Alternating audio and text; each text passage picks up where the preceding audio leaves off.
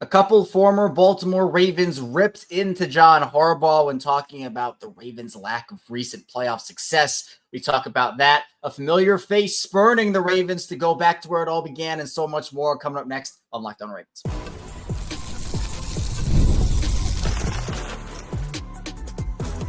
You are Locked On Ravens, your daily Baltimore Ravens podcast. Part of the Locked On Podcast Network, your team every day. Welcome into another edition of Locked On Ravens. We are your daily Baltimore Ravens podcast, and I'm your host, Kevin Oestreicher of Ravens Wire. We're here with you, as always, on the Locked On Podcast Network, your team every day. Thank you so much for being here today on this midweek edition of the show, making Locked On Ravens a part of your day and your first listen each and every single day, free and available on all podcasting platforms, including in video form on YouTube, where you can like and subscribe to the channel, and in audio form where you can follow along and subscribe as well. 5 days a week plus more daily Ravens coverage. Monday through Friday, we got you covered. Plus, we go live after every single Ravens game, every single piece of Ravens big news. We have bonus episodes on the weekends sometimes. So if you want daily Ravens coverage, be sure to keep it locked in here on Locked On Ravens. Today's episode of Locked On Ravens is brought to you by Gametime. Download the Gametime app, create an account, use code Locked On NFL for $20 off your first purchase.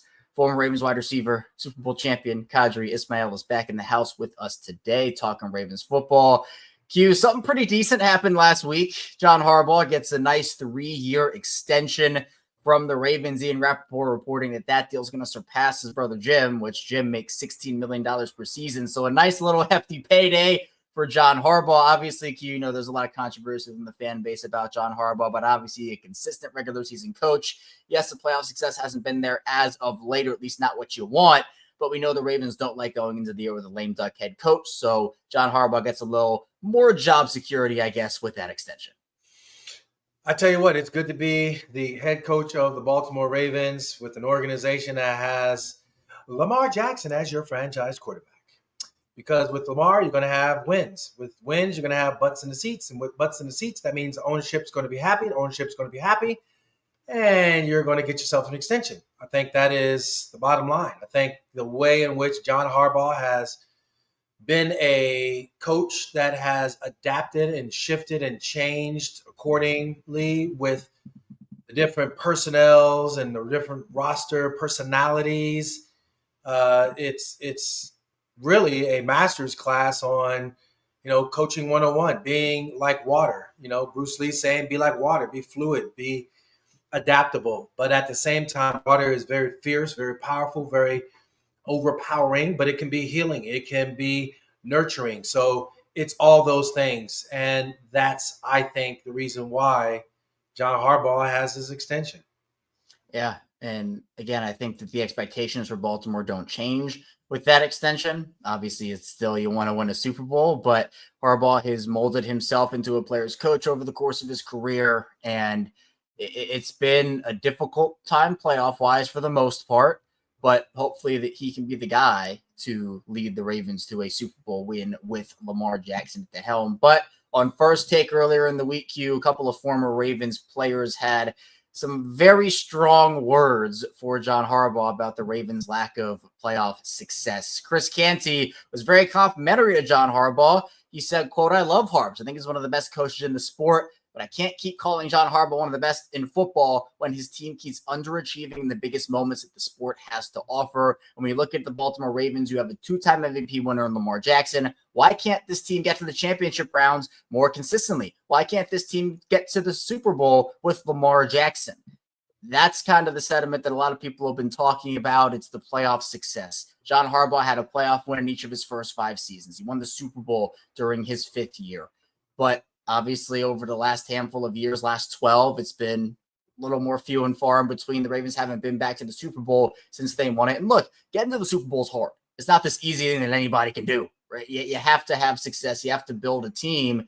But what do you think about Canty's comments there? Because I think that he's kind of echoing what a lot of the Ravens fan base is saying here, where, yes, John Harbaugh is a good head coach, but the playoff success, that is measured, and it's what everybody talks about these days.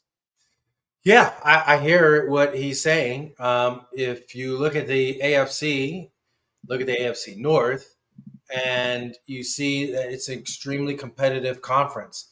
But you look at what the New England Patriots had done, obviously, in the John Harbaugh era, And then if you look at what now the Kansas City Chiefs have done in the John Harbaugh era, both teams really were able to create their niche and dynasties of continually being in the conversation of AFC championship games.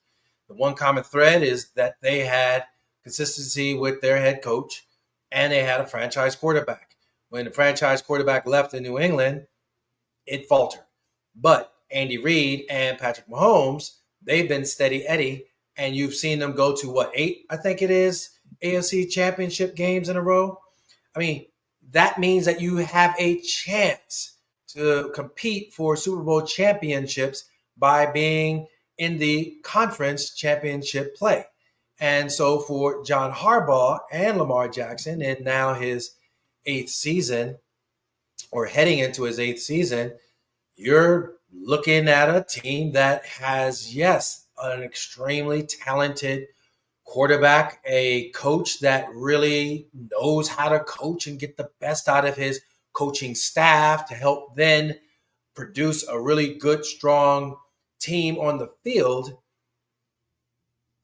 Unfortunately, you're not looking at them being perennial AFC championship game representatives and Super Bowl participants. You've seen them kind of, get close. Oh, okay, we lose in the divisional round. Ooh, they got close again. Oh, we get the AFC championship game and not quite. So I think from a fan base standpoint, this is a fan base that's like looking at other fan bases saying, hey, we're just as talented as those other teams. But those fan bases, the Kansas City Chiefs, for example, they're reaping the smooth benefits of, they got Patrick Mahomes and they got Andy Reid. They got a 1-2 punch that is really amazing. This franchise has a strong head coach and an amazing quarterback.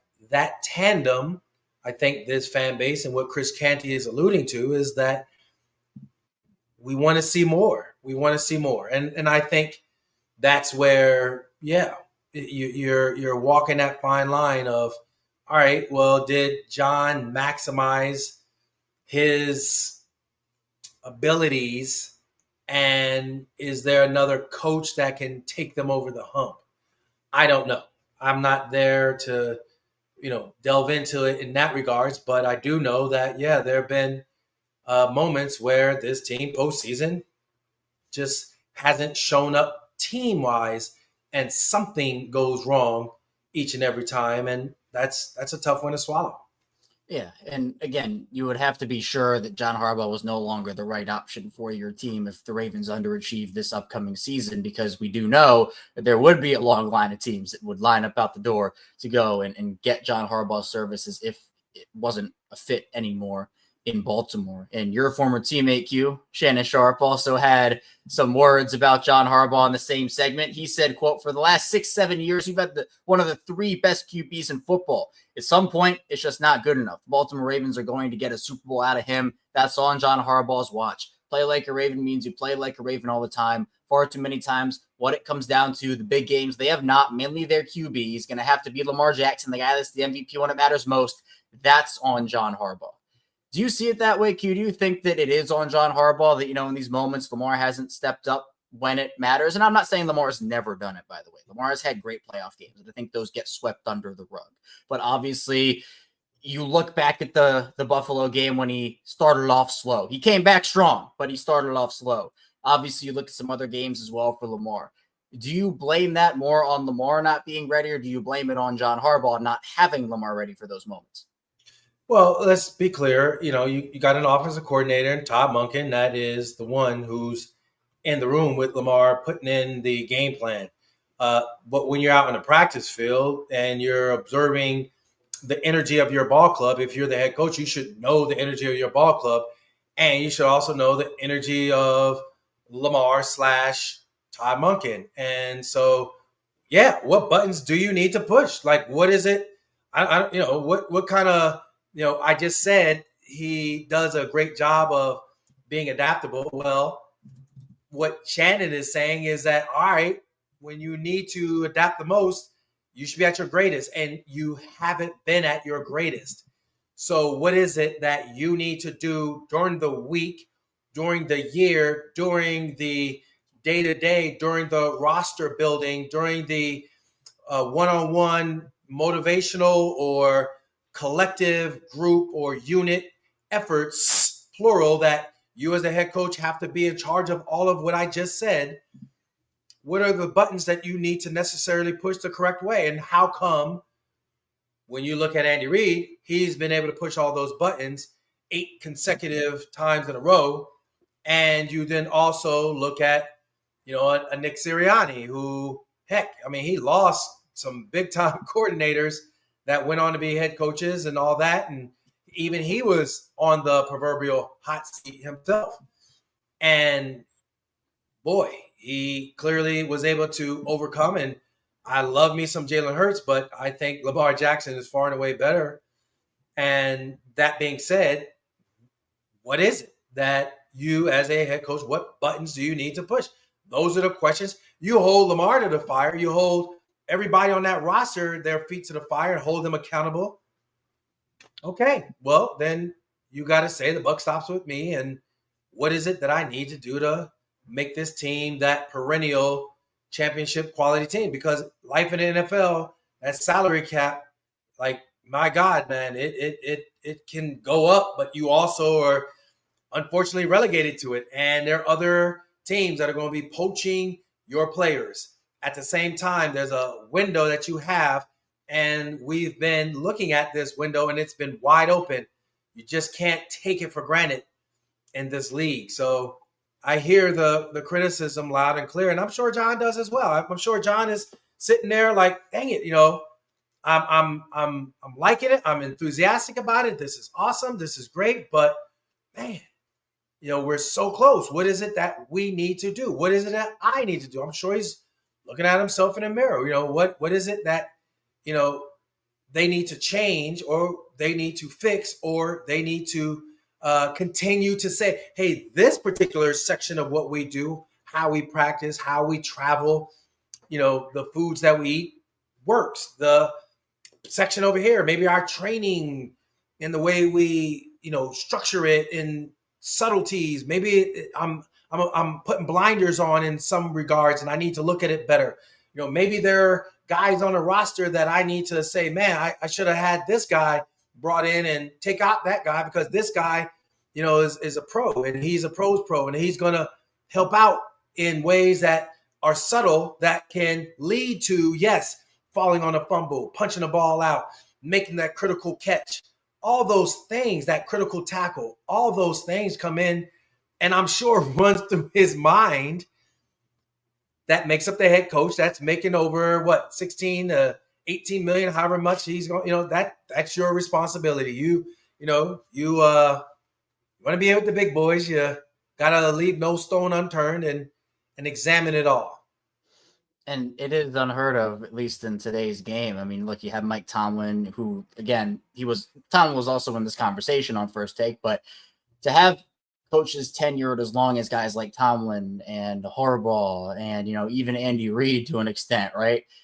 That's rare in today's game, it seems like, because guys are getting fired left and right. There's a shorter leash these days for a lot of these coaches. And, we've seen a bunch of one and dones even, which I don't even think is fair to those guys. I mean, they deserve more of a shot. But is John Harbaugh the right guy to lead the Ravens? We don't know that right now. I guess we'll know at the end of the season, because there'll have to be a conversation to be had about just what that whole conversation looks like. But coming up in the second part of the show, a familiar face spurring the Baltimore Ravens to go back to where it all began. It was a wild ride on Tuesday trying to figure out where Calais Campbell was going. Now we have an answer. Stay tuned. A lot coming your way on Locked On Ravens. First, the show is brought to you by Gametime. Imagine watching your favorite team live, feeling the energy of the crowd, and witnessing unforgettable moments. There's nothing like experiencing a big game in person. Getting tickets shouldn't be stressful. That's where Gametime comes in, making it easier than ever to grab last-minute seats at unbeatable prices. Now, Game Time picks, they have curation that makes it easy to find a better value for tickets to sports, concerts, comedy, theater, and so much more. And Game Time has super deals, lowest price guarantee, or Game Time will credit you with 110% of the difference. Plus, with seat views before you buy, no surprise fees, and a lowest price guarantee, you can book with total confidence. Take the guesswork out of buying tickets with Game Time. Download the Game Time app, create an account, use code LOCKEDON NFL for $20 off your first purchase. That's LOCKEDON NFL for $20 off. Download Game Time today. Last minute tickets, lowest price guarantee. Back on Locked On Ravens with Qadry Ismail. I am Kevin Oestreicher. Q. The Calais Campbell ride on Tuesday was a wild one. There was a report that came out on Monday. It was the Miami Herald that said that Calais was mulling a couple of options. Baltimore, going back to Miami, even retirement, a couple other options on the table for him. That report picked up wind on Tuesday, which was April 1st. So a lot of people had to confirm whether it was an April Fool's joke or not, because, those are floating around on April 1st and you don't know what's true and what's not, but it was real. That was a big thing for the afternoon until it wasn't when Calais Campbell went back to the Arizona Cardinals. It was a one-year deal for Calais. He will be 39 in September. He's chugging along, and honestly, for his age, Q, he is unbelievable, the production that he has had. I think that it's disappointing. I think Calais would have been nice here in Baltimore to come back and be a vet in that room. It is now a young defensive line room there with, Michael Pierce retired, Brent Urban a free agent. So you're really now with Nnamdi Madubuike, Travis Jones, and Broderick Washington. Nnamdi is your leader in that room now. How big of a miss was this for the Ravens in terms of not being able to get Calais back? Because clearly they were interested. They were interested in him at the trade deadline, but Miami stepped in and vetoed that deal. I think it was Mike McDaniel's doing, if I'm not mistaken. Is this, you can't call it a loss because Baltimore never had him back in the first place, but I guess you were disappointed it didn't work out. Yeah, I think one thing with the Ravens, with their front office, with John and his staff, if you see a veteran player that can add to your squad, both on the field and in the locker room, and they leave, the door never really is shut. I think that's something that for what Baltimore is looking at with Calais, he just was, again, a pro's pro. Like, there's just things that, he did and does as a player that, shows that, I know how to play. I'm very productive. I'm good at what I do. And, that's something that, heck, even field goal block. I mean, how many times have we seen him extra point or field goal come in handy with his big long arms and that big paw? It's just unbelievable. But that being said, this is a business. And in this business, you got other teams and other, general managers and people are going to be looking and saying, hey, here's what we can do. And so you as a player, you got to look at what you feel is best for you and your family. And it is kind of interesting that he chose Arizona because they're not, scheduled to be anything major. Heck, I mean, they've been talking about potentially trading away Kyler Murray and bringing in Russell Wilson and all the things. I mean, they've had, these number one picks and all that, and it looks like they are good, but that is perplexing unless he just got an offer he couldn't refuse and Ravens just weren't going to really step up to the plate. Show me by loving me, and the way you love me is by showing me your wallet and you're opening up and giving me the money. That's where players know that it's like, all right, bet, let's do this. So business decision on both sides, and it's unfortunate that we as the fan base can't enjoy having Calais Campbell on that interior D-line.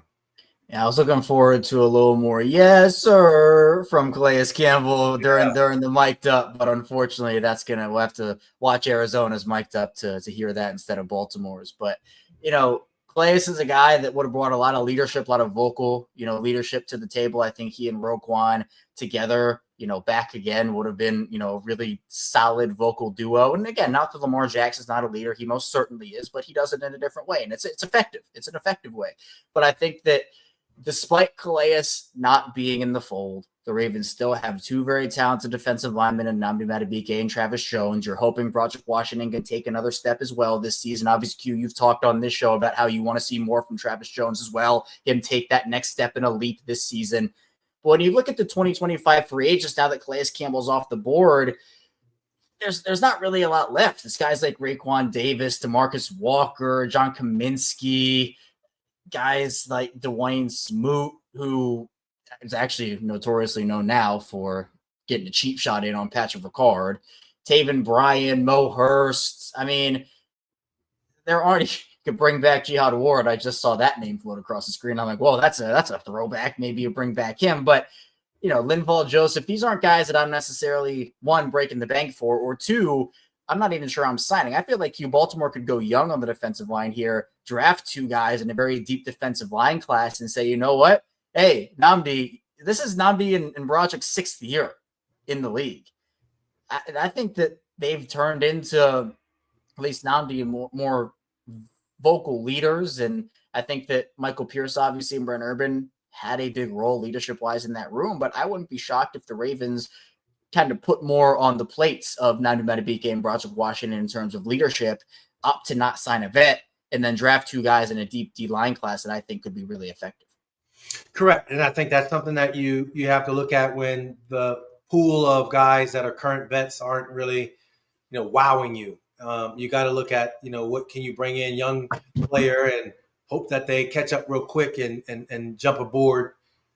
Depth is really the main thing. I mean, when I say depth, you're talking like, rotation, D linemen are in, get it in, get over to the sideline, rinse and repeat. Let's go again. Cause you're trying to go full speed and get after it, get after the quarterback, be that guy that can be a disruptor. And everyone knows that it's a rotation. So it's like, yeah, young guys, if it's that path that you got to go draft-wise, then I think that would be a prudent idea. But make no mistake about it, I think this is a scenario where you could also see other teams as summer goes on, as free agency goes on, there's going to be something shifting. And so the story isn't written yet with the D-line is what I'm trying to say. And I don't think it should be. I mean, you still have other options and other ways to add and improve. Maybe they could even make a surprise trade. We don't know. This is Hugh's favorite time of the offseason. We love speculating on what could happen. we love it. We love it. And I know the Calais Campbell situation, we were speculating, where is he going? Baltimore, Miami's going to retire. And then, Q, now we know he's in Arizona. That is a fact. Now we know fact Calais Campbell is in Arizona again. So that's why I don't like to speculate, because we'd have been speculating. Oh yeah, so what happened is, now that he, Zach Orr can use him off the nose, but then you put him out in that like 3 technique, and okay, he's with Arizona. So all that speculation was for nothing. Let me tell you, if we recorded 3 hours earlier, that would have been exactly what the show was, because I had a whole lineup cooked up about Calais Campbell potentially coming to Baltimore. Would have talked about it, and then the second we hit the end record button, of course, he would go back to Arizona. So luckily we got it in after it happened. But again, Baltimore does have options to improve that room. But coming up in the final part of the show, we'll just talk about some Ravens news and notes. We'll get into more of John Harbaugh's comments at the league meetings about Lamar Jackson, Mark Andrews, talk some draft, and so much more coming up on Locked On Ravens.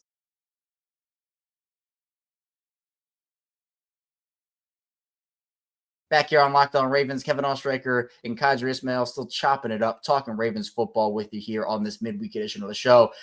Where did the time go, Q? The draft is less than a month away. I don't know how we got here. It feels like we were just gearing up to watch the Ravens and Bills play in the divisional round, and even want to go further back, just watching Isaiah Likely's toe hit out of bounds that week 1 game. And now, in less than a month, we're talking about the newest group of young Baltimore Ravens players that can hopefully make an impact. 11 picks for the Ravens in this draft. I know that a lot of people are saying, well, there's no way they can take 11 guys, right? That's too many picks. I remember a couple of years ago, Q, 2022 draft, take it back a couple of years. Remember, the Ravens had 6 fourth-round picks. And we had kind of talked, well, that's a lot of fourth-round picks. They're probably not going to take all 6. And what did they do? They took all 6 fourth-rounders and they did not look back. So especially in the era of Lamar Jackson's big deal, some of these other big contracts coming down the pipeline, you need rookies, second year, third year, fourth year guys that can give you production on cheap deals. I wouldn't be shocked if Baltimore takes double-digit draft picks this season, even if they move up and give up one draft pick. I think we got a big rookie class coming to Baltimore this year. Yeah, it'll be interesting to see how that all unfolds, because we've seen like you said, the Ravens covered those different draft picks and all that. I wonder how they could possibly bundle it and then really get fancy and move up in the draft, or put themselves in a great position to get like John Harbaugh is saying that the roster is ready now. So that's a good sign. So if the roster is ready now, then that says, okay, why necessarily acquire young players when you can acquire a young player that might be more ready to contribute, a la Nate Wiggins, as opposed to a guy lower down in the draft that really is there. But, Adisa Isaac, he was there, but not really. That to me is where I'm like, how does that play out with regards to the Ravens formula that they normally, employ? And I think, I would love to see them be able to get that, not only best available, but that move up in the draft, get that stud, since you already have a playoff ready, let's go squad. Let's add to it with a rookie that can be of the caliber of a Nate Wiggins type of a guy. And I'm just saying his name because of what he did last year as a rookie to really play, a strong just season, period. But that's something that I would say would make more sense, in my opinion, than just getting a whole bunch of young guys. If you know that the window is now, let's get a now type player. I think this is the year to be aggressive. I know you and I have talked about that before, Q, but you're right. If there's a guy, let's just say in the first round, there's a guy that is falling. I mean, we can go with the Kyle Hamilton comp if we want to, just in terms of he was supposed to be a top 5 pick, and all of a sudden you're sitting there, Ravens are 14 at 10. You're like, whoa, this guy's still on the board. I was like banging on the TV, like, John Harbaugh, Eric DeCosta, if you can hear me, trade up for Kyle Hamilton, do it, please. And, they ended up they got lucky. If you fell into their lap, I thought the Eagles traded up for him. I was devastated. Luckily, they took Jordan Davis and the Ravens had Kyle Hamilton. But let's just say for example, offensive line isn't as big of a need for them immediately anymore, at least not on the tackle spot, because you have Ronnie Stanley back. Now, at the guard position, you could certainly stand to upgrade potentially with Andrew Voorhees and Daniel Falele slated to start right now. But Tyler Booker from Alabama, for example, had a rough combine. He's not uber athletic. He's a guy that I think you can put in a phone booth and he'll win. I think he'll be a solid 10, 12-year starter, really good at the NFL level. But obviously teams value athleticism and RAS scores and combine tests. And so while I think Tyler Booker is going to be an all-pro player, that athleticism might drop him down. And so if he falls to like 20, 22, I remember, Q, there was a rumor, I can't remember where it was from, but if CeeDee Lamb had fallen one more pick, I think the Raiders were the pick. If CeeDee Lamb had fallen one more pick, the Ravens would have traded up, or at least attempted to trade up and get him. It's those types of players that inexplicable fall. You're in a Super Bowl window right now. I agree with you completely. It's like if there's a guy that can help you win now and be a 10 to 12-year player for you, is a little more NFL ready, not as much of a project. We don't know what this team's going to look like beyond 2025. Is John Harbaugh back? Is Mark Andrews back? What does the tight end room look like? What extensions are coming down the pipeline? I think you have a year this year that's extremely unique, where you're not losing a bunch of free agent talent. You're able to add on more. I think this is the year you go and make an aggressive move like that.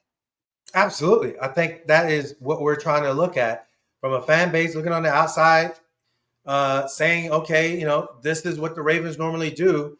Well, okay, if that Nate Wiggins, CeeDee Lamb-ish type guy-ish, does-ish, the way-ish of dropping-ish into the lap-ish, or if you can move up and feel like, yeah, this is a great opportunity for us to instantly get better as a team, then do it. Period. End of discussion. Let's get better as a team now. Let's know that this is a ball club ready to win now. We're not rebuilding. We're not remodeling. We're not putting in something. We're putting in like the little details that says that,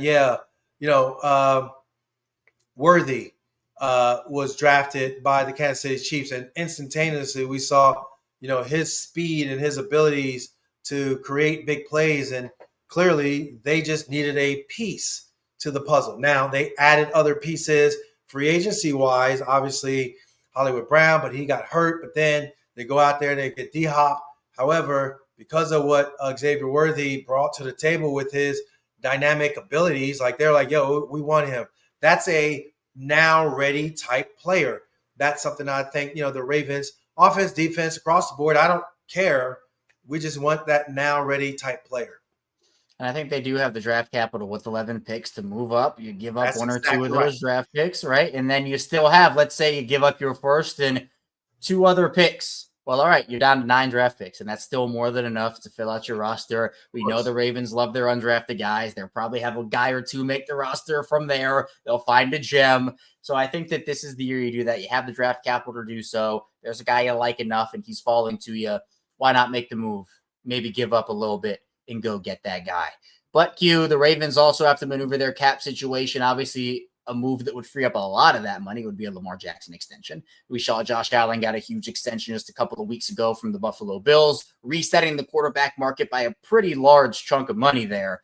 John Harbaugh spoke at the league meetings on Monday. He was asked about it, and he broke the news and said, hey, there have been conversations about that internally. He said, quote, how far along that is or whatever, I don't know, but I definitely think it's an obvious point that you're making. That's going to continue to have to be addressed really with all those guys. You have to kind of manage the dance, the salary cap dance. And Lamar is the main part of that because he's the franchise player. That's a possibility sooner or later. That's definitely going to have to happen. John Harbaugh even went a step further and said that, quote, when Lamar gets paid, he's going to be the highest paid player in football, just like he was last time. I think every contract he signs probably until he decides to hang up his cleats, he's going to be that guy. Harbaugh also committed to Mark Andrews. He said DeAndre Hopkins should have been a Raven this whole time. What were your big takeaways from what Harbaugh had to say throughout the day on Monday? Yeah, I mean, it was a classic, I think, John Harbaugh type of, conversation with the media. Very engaging, the whole flow of it all, and express his thoughts as a head coach and what he kind of sees. I know that there could be some clandestine smoke and mirror type responses. I get that. But by and large, I thought he was like, yeah, this is my roster. This is what I see with the guys. I think it was interesting. He was saying about Trenton Simpson, and I'm like, if I'm Trenton, I'm like, dang, I know I need to work on my pass coverage and all that because I'm like, I ain't trying to just be a one-dimensional guy. Trying to be like, hey, I'm, 3-down player. What's up? Like, you need me out there now, coach. But, I think, the fact that he talked about Mark Andrews the way he did, people read into what Eric said earlier at the combine compared to what John is saying now. Clearly he felt really good about the offensive line and, having obviously Ronnie Stanley back, but realizing even, having a depth piece like Ben Cleveland, which, gosh, Ben was deep in his doghouse. Now I guess he's not, but I thought, again, it was really cool to kind of hear the mindset of John and how he feels about this ball club. A lot of talent on this Ravens roster all the way around. Baltimore continuing to add, and we will see how they end up maneuvering, especially in the weeks before the draft. But Q, I appreciate you. Thanks so much for hopping on the way out. You're a busy guy. You got the missile train and repping throughout here. Tell people where they can find you and what you're working on. Yeah, so missiletraining.com is where you can find me. Missiletraining.com is where you'll be able to interact with me and we can discuss human movement and sports performance and recovery training. Doesn't matter the age of the athlete or person, 6 years old up to 85-year-olds, and we get work done. When I say we get work done, it's team training, it's individual training. It's about how you need to move better. the ability to move and be durable is what we prioritize. And so missiletraining.com is where you can check me out and interact with me. Of course, I'm on WJZ, where, yes, throughout the year, I am on the variety of shows that we have, our Purple shows from Purple Playbook all the way over to Purple Connection, as well as during the season, Purple Pregame, where you'll see me on every week. Now, of course, every week, every off season, every in season, every speculative season, and every season where we're looking at the game. It's all about Locked On Ravens with Kevin Oestreicher, Qadry Ismail, right here every week. Yo, we break it down for you, talking Ravens, talking shop. You know it, and you know that you can find Q all the places he just mentioned, so be sure to check him out. Links will be in the description down below. Q knows his stuff, so be sure again to go check him out. Q, appreciate you as always, and thank you to everybody who tuned in, watched, listened today to Locked On Ravens. On the way out, hit the like and subscribe button in video form, follow along in audio form for 5 days a week of Daily Ravens coverage. Coming up tomorrow, we'll continue our Ravens coverage by talking more Baltimore Ravens football, so be sure to stay tuned, and I'll see you right back here tomorrow on Locked On Ravens.